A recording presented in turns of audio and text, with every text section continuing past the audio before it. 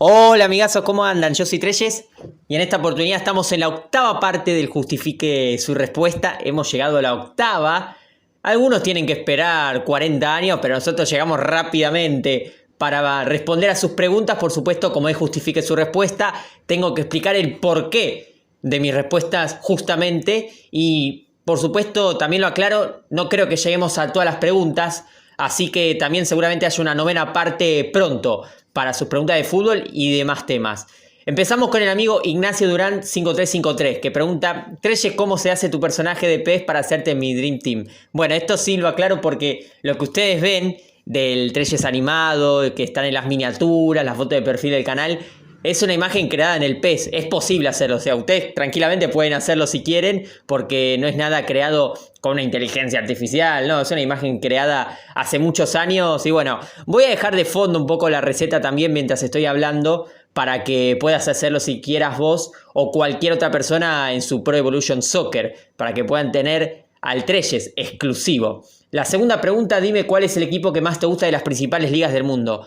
Hoy en día, yo siempre digo lo mismo, de lo que es las ligas principales de Europa, no tengo un equipo de preferencia realmente. Si puedo decir uno por la forma de jugar, en los últimos tiempos me ha gustado el Arsenal, por ejemplo, también por la manera, lo que ha sido el Liverpool por momentos me ha gustado, el Barcelona esta temporada me ha vuelto a gustar después de muchos años, también el Atalanta capaz, si te tengo que decir uno, porque con pocos recursos competitivamente ha sido un equipo que siempre se mantuvo. El Atalanta lleva 7-8 años a un nivel muy bueno y con pocos recursos, lo cual le da también mucho mérito. Quizás ese te podría decir, por nombrarte uno. ¿Qué piensas del River de Gallardo? ¿Crees que tiene posibilidades de ser campeón de la Libertadores? Realmente, con respecto al River de Gallardo, a mí no me está gustando hace mucho tiempo. No me gustó desde el momento que volvió. Sí, se armó una defensa un poco más firme, porque es cierto que hay mucha más jerarquía que antes, pero River hace mucho juega mal. Y realmente no me convence ni siquiera con todos los refuerzos que ha traído, porque el equipo son 11 y River abusa siempre de lo mismo. Vos fijate los partidos de River en este torneo inventado de ahora, apertura que le dicen. Fíjate que River hace siempre lo mismo, saltea líneas, Montiel y Acuña por el otro lado, siempre hacen lo mismo, juegan casi que de extremos y River no tiene medio campo, no tiene medio, le comen siempre a Enzo Pérez y a los volantes, porque River no tiene juego interno, no tiene juego asociado y hace siempre lo mismo. Nadie se muestra con opción de pase, porque siempre en la salida es un pelotazo largo y a ver que se la busquen los delanteros, porque no es fácil ser delantero en este River cuando poco te llega la pelota, y debería ser fácil porque en un River que ataca todo el tiempo haces 2 millones de goles, pero River juega tan mal que hasta le cuesta no solo hacer goles, generar situaciones, y realmente veo difícil que pueda cambiar esa situación. Pero bueno, recién empieza el año y ya veremos si River modifica su forma de jugar para bien. Ojalá respondas y que diga Treyes. Un abrazo grande y que diga Ignacio también, que ha preguntado con mucha amabilidad.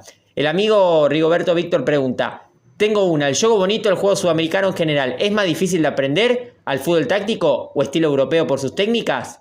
¿Estilo, forma incluso de juego o son iguales? Y depende del jugador y su talento para el dominio de uno o ambos estilos. Costó leer la pregunta, costó porque hay que poner un poquito de comas a algún punto. Una sugerencia mía, por supuesto. Pero respecto a tu pregunta, ¿cuál es más difícil? Me imagino que te referís a Europa o a Sudamérica, la forma de jugar lo táctico. Y es sencillo, siempre va a ser más difícil lo del juego bonito, porque con eso nacés o no.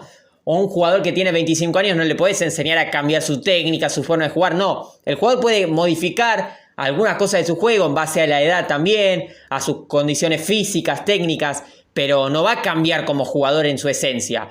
En cambio, un jugador sí puede aprender tácticamente ya de mayor, porque por supuesto el jugador a veces se tiene que adaptar a un equipo y ahí puede cumplir otros roles tácticos, pero lo que es técnicamente, eso se nace o no se nace, y eso ya viene natural. En cambio, lo táctico, sí, por supuesto, es más sencillo para aprender para el jugador, es más práctico. El problema es que siempre digo lo mismo, a un jugador le quieren dar tantas funciones que ya le rompen su esencia como jugador técnicamente, y eso hace que se vuelvan más jugadores de sistema que jugadores libres, o en su esencia, jugadores técnicos. Y esto es lo que pasa muchas veces con el fútbol actual. El amigo Quise Ramírez 69 pregunta: ¿opinión de Lamine Yamal? Un fenómeno, un jugadorazo tremendo que lo está demostrando en esta temporada. A mí siempre digo lo mismo, no me gusta cuando dicen el nuevo tal o va a hacer esto, no, hay que ver lo que está haciendo en rendimiento y está claro qué condiciones tiene. Vos ves la jugada que hace el otro día, que se pasa 5-6, se la deja a Rafinha, después Rafinha la tira afuera, pero eso es otra cosa. La jugada que hace espectacular, ahí te demuestra que es crack y que es desequilibrante. y tiene muchas condiciones. Y bueno, vamos a ver cómo puede mantenerse, pero sin dudas las condiciones está. Y esto es lo importante porque ya viene demostrando, hizo una gran Eurocopa, viene haciendo una gran temporada con un Barcelona que venía muy mal, muy flojo, y esta temporada recién el Barça empieza un poquito a tener destellos con un Lamine Yamal tremendo. Opinión del nuevo formato del Mundial. Honestamente no me gusta. Obviamente hay que esperar a la práctica a ver cómo funciona, porque esto también es teoría, pero no me gusta porque hay muchos equipos, le baja nivel competitivo. Cuando más equipos agregás, también perdés nivel competitivo, porque si vos tenés 16 equipos, pero son 2 equipazos, iba a ser un Mundial complicado. Ahora, si vos metés 48 equipos, partidos que después vas a ganar 10-0, y sí, después va a tener un Mbappé, que así se puede llenar estadísticas con cualquier otro jugador.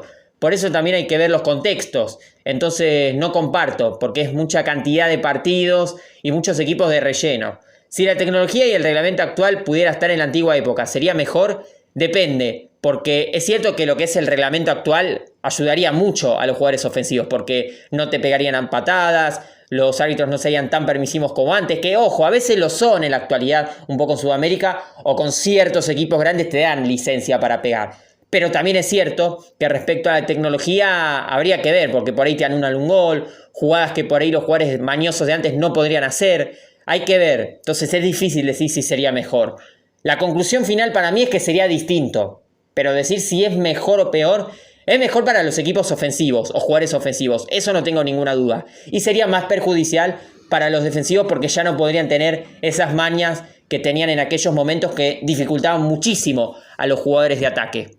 Quizás hasta podría ser mejor porque eran jugadores tremendos los defensas de aquella época y los sistemas también eran muy rígidos. Imagínate en ese momento si encima tienen que todavía concentrarse más en no pegar y más en defender, como pasa en esta época. Con la calidad de centrales, de laterales que había en esa época, también hasta podrían ser mejores porque además de pegar mucho, también eran jugadores excelentes en la defensa. Porque hasta se hacían muchas veces marcas personales. Lidia Orellana pregunta, ¿le das importancia a las stats de los jugadores antiguos en partidos no oficiales? Me imagino que te referís a los partidos jugados, amistosos, que no eran oficiales. Y por supuesto que sí, porque si hablo de antiguo hay que tener en cuenta una cosa, el contexto, que es lo que yo siempre digo, que la gente opina como si fuera fútbol actual y por eso hay que investigar y ver los partidos.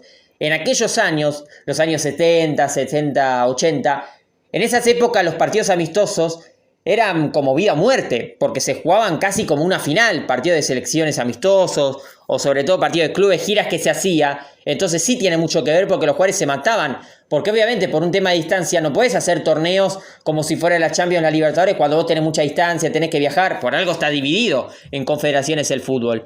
Y eran equipos que era todo para ellos, se jugaban todo, entonces sí tiene mucha importancia esos partidos, por el contexto que tenía en aquella época. No es lo mismo que ahora, que se usa solamente para pretemporada. Entonces hay que marcar esa diferencia. ¿Qué tipo de gol preferís? ¿Gambetear a todo desde la mitad de la cancha hasta meter la pelota en el arco o meter un gol con potencia con tu pierna menos hábil desde la mitad de la cancha? Una buena pregunta. Y acá tiene que ver mucho con el gusto. ¿Cuál es el mejor gol? Eso depende mucho qué te gusta a vos. En este caso puntual, los dos tienen mucho mérito porque con tu pierna menos hábil hacer un gol de mitad de cancha sería tremendo, porque es para presumirlo toda la vida.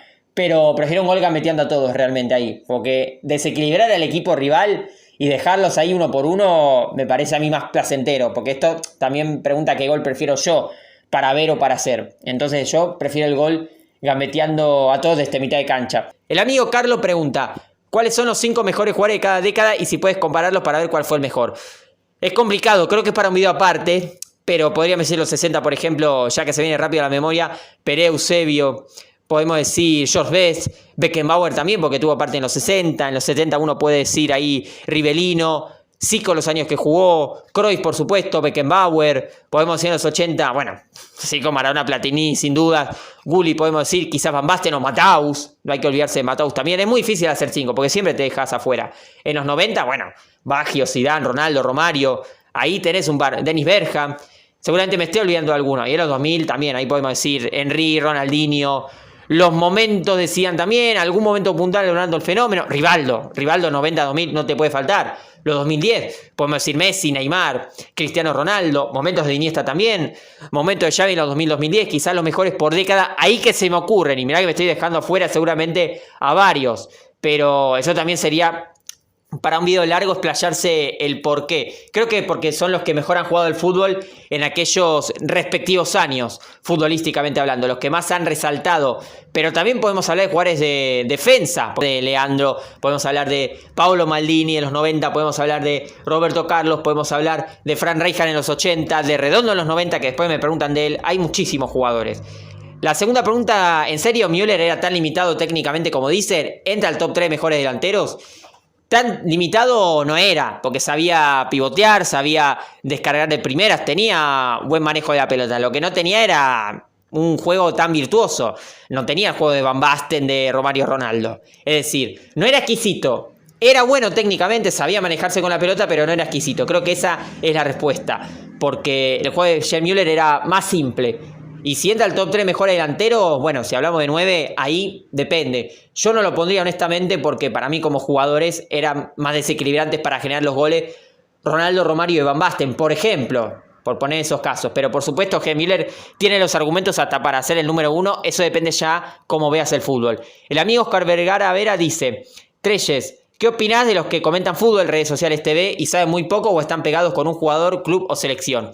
Bueno, esto lo he comentado muchas veces. La gente que opina en redes sociales quiere hablar para sacar el clip, para hacerse el que hace la domada o para hacer supuestos debates picantes, pero vos ves que son todo lo mismo. Hablan de fútbol actual, de historia solo hablan de la Wikipedia, de datos, nunca se saben explicar al jugador, nunca te dan detalle de partido, siempre son los mismos debates, Messi, Cristiano, que si Barcelona, Real Madrid. Lo mismo aburrido de siempre. ¿Por qué? Porque la mayoría de los que opinan en redes sociales no saben de fútbol. Porque no ven partidos, porque no se ponen a investigar la historia, porque no cuestionan opiniones, porque no son abiertos de mente, porque hablan de la palabra objetivo que ni siquiera saben el significado, porque piensan que las cosas son solo una manera y no saben que el fútbol es amplio y es totalmente subjetivo. Por lo cual también se vuelve muy monótono y te das cuenta que la calidad de seguidores no te hace saber más de fútbol. ¿Qué te das cuenta por qué? Son burradas lo que muchas veces dicen los fanáticos de muchos de esos streamers o de los que son tiktokers o de periodistas o de lo que sea. Porque, padre bien, pueden tener fama, pueden tener mucha comunidad, pero realmente la calidad de los argumentos, lo que sí saben de fútbol, y te digo que te va a pasar en la vida, la mayoría de gente que conozcas va a ser muy poquita la que vos digas, este sabe de fútbol. ¿Cómo definir a un jugador y saber que fue mejor que otro? Ejemplo, Zidane o Platini, sin fijarse en los trozos de metal o estadística. Y ahí ya depende de las condiciones futbolísticas en base a su posición. Porque yo no puedo comparar a un número 2 con un número 9, un número 10 con un número 4. Hay que ver también los puestos. Zidane y Platini son jugadores de roles parecidos, aunque Zidane era mucho más pausado, Platini era más directo en su fútbol. En ese caso, mi explicación, ¿por qué me quedaría con Platini siendo dos jugadores extraordinarios? Por un pero me quedo con Platini. Es por las condiciones futbolísticas y para ser más específico, para justificar, tiene que ver con que Platini era más completo. Era tan fino técnicamente como Zidane, pero encima era completo en lo que es desequilibrio, los pases, la calidad, el tipo de goles que hacía para generarlo justamente. El fútbol de Zidane era más pausado, más de manejar ritmos y por supuesto si te gusta más esta clase de jugadores te va a gustar más Zidane. Pero a Platini lo veo más completo y más desequilibrante. Por eso me quedo con él. En este caso puntual, como vos me decís, pero podemos hablar de un montón de ejemplos y cualquier respuesta puede ser válida siempre y cuando también esté bien argumentada. ¿Cómo crees que se pueden recuperar su nivel selecciones como Brasil, Italia o Alemania y equipos como el Manchester United? Bueno, ahí habría que separar porque los casos de las selecciones ahí tiene que ver, por supuesto, con lo que es una manera de jugar. Brasil necesita recuperar su esencia porque se ha europeizado mucho y, por supuesto, contagiarse de eso es un error porque ahí te marca que el fútbol va bajando en esa calidad de jugadores porque cada vez hay menos. Si comparás con años atrás, porque siempre digo lo mismo, no se trata de ir 50 años atrás, 10 años atrás ya te das cuenta. Lo mismo con Italia, porque ha perdido totalmente su esencia de fútbol, y el punto fuerte de Italia, si bien ha tenido grandes jugadores de mitad de cancha para adelante, esos fantasistas, también era de mitad de cancha para atrás, y lo ha perdido con creces, y ahí está una parte del problema, y Alemania lo mismo. Alemania siempre fue ese fútbol directo de toda la vida, se ha un poco caracterizado por el fútbol de España en algunas cosas en los últimos años, pero lo ha llevado a un punto que Alemania dejó de ser un cuco. Recién en la última Eurocopa demostró un gran nivel. Tiene que ir por ese camino. Y después el Manchester United es un caso distinto porque clubes no es lo mismo que selección. El Manchester United necesita una buena estructura, una identidad y también como club poder mantenerse. Porque como club también en muchas cosas extrafutbolísticas también está costando mantenerse y es un desastre. Y esto se ha dejado claro en muchos aspectos de las instalaciones. Ahí creo que es algo general que tienen que hacer una limpieza desde cero. Pregunta al amigo Animora, tu defensa y arquero favorito. Y defensa puede ser el que más me guste, Van Dijk. A mí es un jugador que me encanta porque, primero, que el defensor tiene que saber defender. Lo hace muy bien Van Dijk en ese sentido, bastante bien. Y aparte porque no necesita pegarte como loco, sabe cuándo posicionarse, los cambios de frente, cómo sale jugando, porque esto de salir jugando tiene que saber hacerlo. Vos no podés hacer que cualquiera salga jugando. Y Van Dijk lo hace con mucha clase, los pases largos, es muy preciso para jugar y es tremendo. Y para mí es el ideal. Y arquero puede ser Keylor Navas, porque en todo lo que le rindió fue espectacular. En el Levante, en el Madrid, en el París, en el Nottingham Forest, la temporada que estuvo fue tremendo. En la selección siempre fantástico. Y por la personalidad, perfil bajo, un tipo que siempre sabe imponerse en el área y que fue tremendo. También por eso. ¿Por qué crees que están infravalorados los medios ingleses como Scholes, Gerrard, Lampard y el argentino Redondo y Makelele? Este sector es más por la rivalidad del Barça y Madrid. Bueno, ¿por qué creo que están infravalorados? Porque no tuvieron los reflectores necesarios y no estuvieron en los equipos justos. Porque ese Manchester United no tenía tanto marketing. Lo mismo ese Liverpool o ese Chelsea. O en el Real Madrid, que jugaron Redondo y Makelele, no tenían tanto marketing como los Real Madrid en los años siguientes. Porque Redondo jugó más en los 90. Y el Real Madrid no tenía tantos reflectores como los 2010. Era una época de transición donde poco a poco fue mejorando. Entonces también hay que decirlo, no era como los 2010 que ya el Real Madrid ganando tantas Champions le da más marketing a sus jugadores. Pero ojo, eso no significa que sean mejores. Creo que pasa por ahí. Porque a veces también el no ser valorado tiene que ver jugar un equipo que tenga o no muchos reflectores. Y el Chelsea, por ejemplo, que es el equipo de Lampard, no es un equipo con reflectores. Entonces también es más difícil ser valorado. Y por último, ¿por qué la gente se olvida del gran Luis Aragonés? Que él creó el equipazo de España, el 70% de España campeona. Porque la gente nada más mira al que ganó. Y Luis Aragonés no ganó el Mundial 2010 ni Eurocopa 2012, pero hay que entender que gana no es solamente el técnico de turno, hay que ver quién formó ese equipo. Y Luis Aragonés formó ese equipazo de España y le dio una identidad tácticamente. Y era un gran conocedor de fútbol, del Bosque. No necesito intervenir de ninguna manera para que España pueda funcionar, porque ya funcionaba solito esa España, no necesitaba intervención de Del Bosque. Del Bosque simplemente mantuvo tranquilidad de vestuario, cosa que lo hizo también en el Madrid. Pero respecto a Luis Aragonés, él también fue el que pudo formar esa identidad y gracias a Luis Aragonés, España hoy en día es lo que es en pleno 2025, porque necesitó ese proceso que empezó en los 2000 con él. Después pregunta acá el amigo Te Ultimate Superheck. Buenas estrellas, aquí mis 3 preguntas. ¿Qué te inspiró a hacer videos? Oh, qué buena pregunta. Lo que me inspiró a hacer videos, mi respuesta podría ser, es que me encanta hablar de fútbol y siempre me gustó expresarme, siempre me gustó la idea de ser youtuber. Yo cuando era muy chiquito, esto es algo que no lo he comentado públicamente, yo tengo videos del 2012, 2013 grabándome. Tengo que ver si los encuentro porque pueden ser archivos perdidos, pero grabándome tipo sketch o grabando juguetes también y creándome historias. Y me acuerdo que también en mi familia después compartían esos videos y se me reían. Me daba un poco de vergüenza también, lo reconozco. Pero siempre me nació eso de ser youtuber, hacer videos. Lo que pasa es que era muy chiquito y no es lo mismo hacer videos cuando vos tenés 9, 10 años que cuando tenés más de 20. Es muy diferente. Pero siempre me gustó y con los años, bueno, uno se va encontrando qué es la clase de contenido que quiere hacer. Y lo que más me gusta es hablar de fútbol. Entonces, era lo ideal. Y bueno, esto lo he comentado. Yo tenía un examen en 2018 de geografía, al cual me saqué un 10. Y yo grababa en audio el contenido del examen para memorizármelo todo. Y así ya lo tenía bien mecanizado para el examen. Y yo me di cuenta que me gustaba cómo me expresaba. Y dije, pará, ¿y si hago un video? Y yo no sabía editar nada. Y dije, bueno, voy a tener que poner el esfuerzo máximo de aprender a editar. Y eso es lo que hice. Y ahí fue cuando me inspiré a hacer videos poco a poco. La segunda pregunta, ¿por qué el fútbol es el deporte más popular del mundo? Yo creo que también tiene que ver con respecto a el espectáculo, porque en todos los deportes se compite, se gana, se pierde, hay resultado y competencia. Pero el fútbol tiene un componente artístico, de algunos jugadores que te inventan magia, equipos que dan espectáculo, que llaman tanto la atención que vos decís, pago una entrada para ir a verlo y no te lo da. Y encima el fútbol es impredecible. En cualquier otro deporte el número 1 le gana fácil al número 500. Y en el fútbol no pasa eso de forma tan terminante. Y eso es lo maravilloso que tiene, que cualquiera puede ganar. Y eso también te demuestra por qué el fútbol sobresale con respecto a otros deportes. Porque tiene ese componente artístico e impredecible. ¿Por qué en la Argentina está tan arraigada la cultura del fútbol? Porque el argentino es competitivo y el fútbol también tiene eso. El argentino te quiere ganar hasta en las bolitas. Si te puedes esconder una carta para hacerte trampa y ganarte en el truco, te lo va a hacer el argentino. Porque es así. Y esa es la gran diferencia que marca con muchas otras culturas. Y claro, el fútbol encaja con eso. El argentino puede no ser 10 puntos técnicamente, pero al ser tan competitivo, al ser cabeza de termo de que te quiero ganar, que te voy a hacer lo que sea para ganar, te equipara, por ahí a veces esa falta de técnica con ese nivel competitivo, porque encima el argentino es completo y te compite en donde sea, porque el argentino es muy completo en cualquier deporte también. Y en el fútbol, por supuesto, los argentinos somos potencia. Y ahí te marca también cómo lo vive, porque es vida o muerte. Vos fijate cómo gritan los goles argentinos, los relatores argentinos que se distinguen del resto del mundo, en eso hace una gran diferencia. Y también tiene que ver cómo vieron el Mundial. Porque acá cuando Argentina ganó el Mundial, la gente ocupó todo Buenos Aires por varios días, que las calles no se podía caminar, no había medio de transporte. Yo honestamente no salí a la calle. A ver, a mí no me gusta la gente, no me gusta mucho la multitud a mí, y me quedé 3 días en casa, pero también tiene que ver por cómo lo vivió, porque para la gente debe ser una fiesta nacional.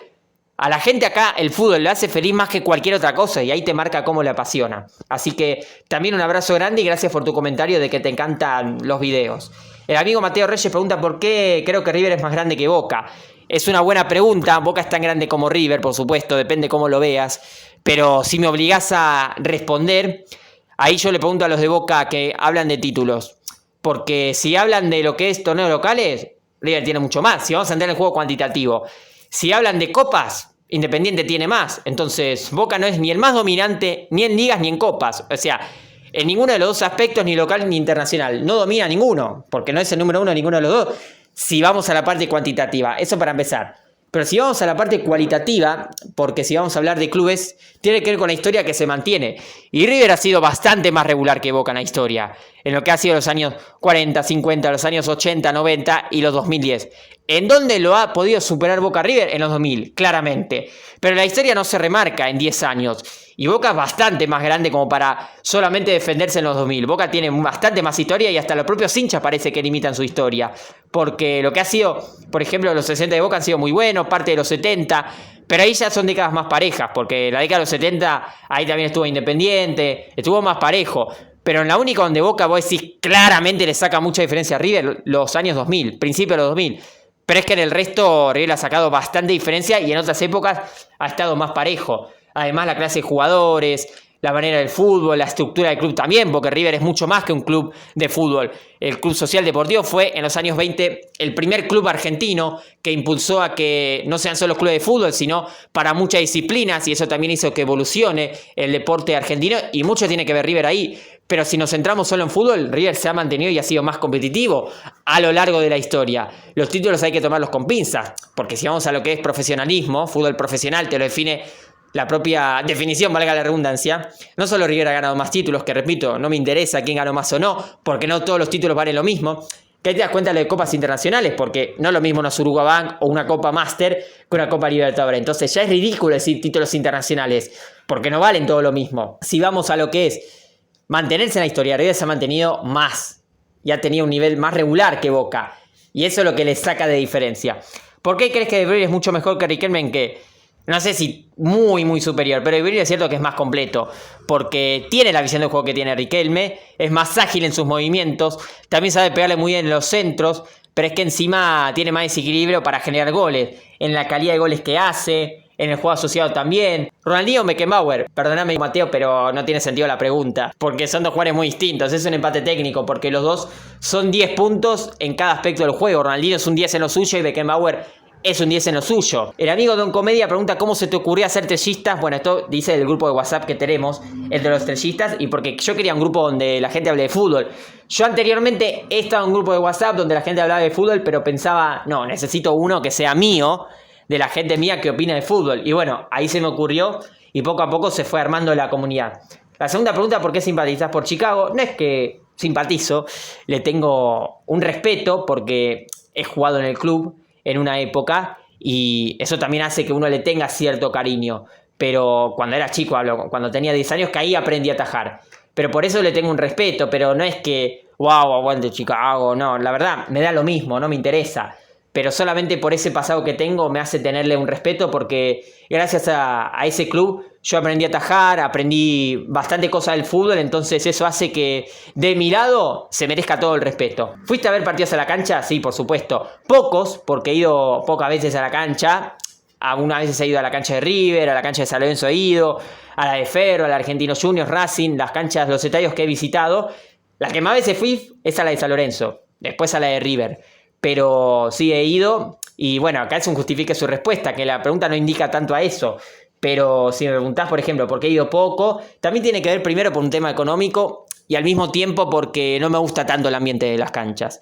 Porque el ambiente también a veces se vuelve medio hostil y yo soy muy tranquilo para eso. Y se supone que es para un partido de fútbol, no para que termine en violencia. Y eso es el problema también de la cultura que tiene la gente, por lo menos acá en este país, cuando va a un estadio. Las últimas preguntas, el amigo Un Palito Feliz pregunta, la mejor Champions que vi. Y si tengo que decirte en vivo, mirá que hay para elegir, ojo, hay para elegir. Me ha gustado mucho la 18-19, la 2011-2012, la 2012-2013 también ha sido muy buena. Pero la que más me ha gustado te diría que fue la 2014-2015, la que más disfruté. ¿Cuál es la mejor actuación en una Eurocopa que has visto? Y si hablamos de individual, y mirá que hay para elegir, diría la de Platini en el 84. Podría decir la de Zidane en el 2000, pero yo creo que lo de Platini en el 84 fue de las mejores actuaciones de un jugador a nivel selecciones de cualquier torneo. La tercera pregunta, Treyes, ¿es tu apellido? Y si vas a mi documento, no lo vas a encontrar porque siempre digo lo mismo. Mi nombre en el documento no es Manuel Treyes, aunque yo me identifico así. Porque ahora voy a hablar de forma muy contundente, que me perdone la gente que me conoce, la gente que me conoce con mi nombre de documento, pero yo soy Manuel Treyes, yo soy Treyes hace años. Y lo voy a decir de esta forma bien clara, porque yo cambié mi esencia, porque quien lleva el nombre en el documento, hace años dejé de ser esa persona. Esa persona representaba también inseguridad, representaba también una persona que le costaba salir de problemas, una persona que se frustraba y yo tuve que, para que me entienda de alguna forma, dejar morir a esa persona y volver a nacer para ser quien soy ahora, ser Treyes, mi nueva esencia, de poner a Dios en primer lugar, de cambiar también, de ser seguro de mí mismo, de ser alguien muy apasionado y ahí cambié y yo me identifico de esta forma. Porque hay mucha gente que, por ejemplo, pasa con jugadores brasileños o portugueses que tienen un nombre y la gente lo llama por un nombre genérico. Por ejemplo, Edson Arantes do Nascimento. ¿Quién lo llama así? Nadie. Se llama Pelé. Por ejemplo, para que me entiendan. No me estoy comparando con Pelé. Que se entienda lo que voy. Y así pasa con mucha gente. Sergio Agüero. ¿Quién le dice Sergio? Nadie. Es el Kun. Y me pasa lo mismo a mí. Pero, y la razón por la cual no me cambio el nombre del documento, simplemente es por un respeto a mi familia. Porque si no sería capaz de hacerlo. Ojo, si fuera por mí, en mi documento diría Manuel Treyes. No tendría ningún problema en hacerlo. Pero porque yo ya lo soy y me siento así. Y no se trata de esto de la autopercepción, no. Porque eso se puede cambiar y tiene que ver con una esencia. Porque yo ya no me identifico con el nombre que tengo en mi documento. Porque yo ya no soy esa persona hace muchos años. Porque la persona también tiene que ver en su esencia. En cómo uno es, en quién es. Y hace muchísimos años. Porque eso es un pasado que hubo muchísimas cosas que arrastré y por eso dejé de serlo. Hasta por eso me siento raro cuando la gente me pregunta mi nombre o cuando me llama por ese nombre de documento. La gente que me conoce más en el círculo íntimo. Por eso públicamente me presento como Treyes, porque yo soy este. Después, por supuesto, entiendo a la gente que pueda no compartir. Pero así es como me identifico yo. No se trata solamente de un nombre artístico, de un personaje, no. Así me siento yo 24/7, porque uno se llama a sí mismo también en sus momentos íntimos, donde uno piensa que vos decís, che, por ejemplo, Funanito, che, Juancito, Gabrielcito, Gabriel, che, Juancito, tendrías que hacer esto, y así se llama uno mismo. Bueno, yo en mis pensamientos, en mi intimidad, siempre me digo a mí mismo Treyes, ya soy Treyes hace muchísimos años. Entonces, por eso, por más de que un documento pueda decir una cosa, unos papeles, yo soy Manuel Treyes hace años atrás y lo voy a hacer el resto de mi vida. Así que gracias por todas sus preguntas. Gracias a todos por lo que han preguntado de fútbol también, por el apoyo también en estos videos. Quedan todavía más preguntas para hacer y pronto llegará la parte número 9, la 9ª, del justifique de su respuesta. Así que si querés opinar, si querés comentar de estas preguntas, qué te parecen las respuestas, si estás de acuerdo o no, ponelo en los comentarios y yo les mando un saludo a todos. Hasta luego y que viva Treyes.